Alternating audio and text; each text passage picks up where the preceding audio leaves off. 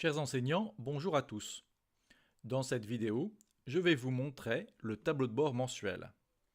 Pour chacune de vos classes, en fin de mois, vous recevrez par mail ce tableau de bord.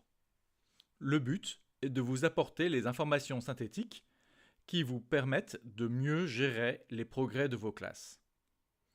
Passons en revue les différents éléments de ce tableau de bord composé de 4 zones. Tout d'abord, la zone des indicateurs. Ensuite, la zone de suivi des devoirs. Enfin, la zone du tableau d'honneur et la zone des leçons recommandées. Dans la zone des indicateurs, il y a 5 indicateurs. Le premier va vous indiquer le nombre de devoirs donnés dans le mois. Ensuite, le nombre de mots qui ont été donnés depuis le début de l'année scolaire à apprendre. En troisième, donc le pourcentage d'élèves qui se sont inscrits à Quidoo dans la classe. Le pourcentage d'élèves actifs qui sont les élèves qui ont fait au moins un devoir dans le mois. Et les élèves travailleurs qui ont fait 100% sur l'ensemble des devoirs du mois.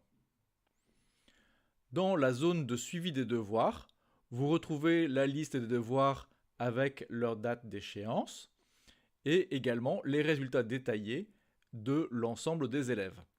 Donc il y a une colonne par devoir, donc ici comme il y a eu un devoir dans le mois, eh bien il n'y a qu'une colonne supplémentaire. Et ensuite, il y a une colonne particulière, cette dernière colonne, c'est la note de participation au devoir, qui va transposer la moyenne des scores obtenus aux différents devoirs en une note sur 20.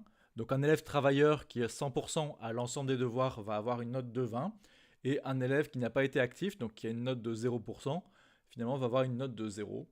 Donc libre à vous de l'utiliser ou pas. C'est une possibilité qui vous est offerte.